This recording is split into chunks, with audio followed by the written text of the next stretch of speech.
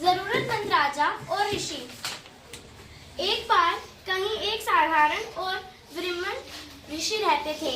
एक दिन जब वे राज्य से गुजर रहे थे तो उन्हें सड़क पर एक सिक्का दिखा।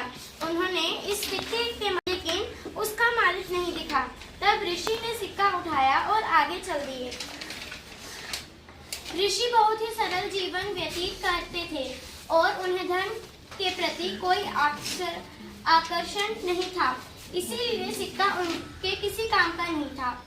उन्होंने इसे अत्यंत जरूरतमंद को दान करने का निर्णय किया और ऐसे व्यक्ति की तलाश शुरू कर दी।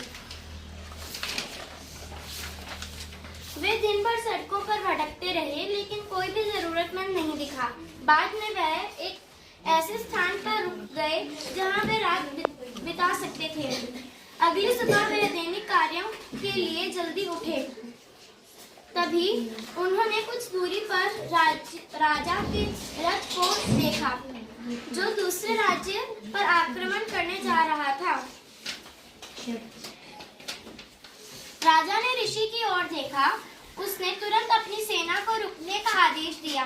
वह ऋषि के पास गया और कहा, हे प्रभु, मैं एक युद्ध के लिए जा रहा हूँ। दूसरे राज्य को जिताने और अपने राज्य का विस्तार करने के लिए मुझे आशीर्वाद दीजिए ताकि मैं विजयी होकर लौटूं।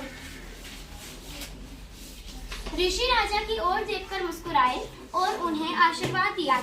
उन्होंने राजा को वह सिक्का दिया जो उनके पास था। राजा पहले से ही धनी और संपन्न था, अतः वह सिक्का दिए जाने के तथ्य कोई नहीं समझ सका। राजा विस्मित था और निराश भी। उसने ऋषि से क्रोधवश पूछा, तुम यह एक सिक्का देने को क्यों तड़प रहे हैं? क्या आपको नहीं लगता कि मेरे पास वह सब कुछ होगा जो प्रत्येक व्यक्ति चाहता है? मुझे देखो, मैं दुनिया के सबसे धनी राजाओं में से एक हूँ। ऋषि ने शांतिपूर्वक से उत्तर दिया, महान राजा, मुझे यह सिक्का कल सड़क पर मिला था। क्योंकि यह मेरे के लिए किसी काम का नहीं था, इसीलिए मैंने इसे किसी जरूरतमंद को देने का सोचा। लेकिन मुझे यह कोई जरूरतमंद अभी तक नहीं मिला। इस राज्य के प्रत्येक व्यक्ति प्रसन्न और संतुष्ट जीवन जी रहे हैं, लेकिन अब मुझे पता चला कि इस राज्य के राजा संतुष्ट नहीं हैं। इन्हें और अधिक धन प्राप्त करने की इच्छा है। मुझे लगा कि इस सिक्के की आवश्यकता किसी और से ज्यादा आपको है। राजा शीघ्र ही समझ गया ऋषि वास्तव में क्या कहना चाहते हैं।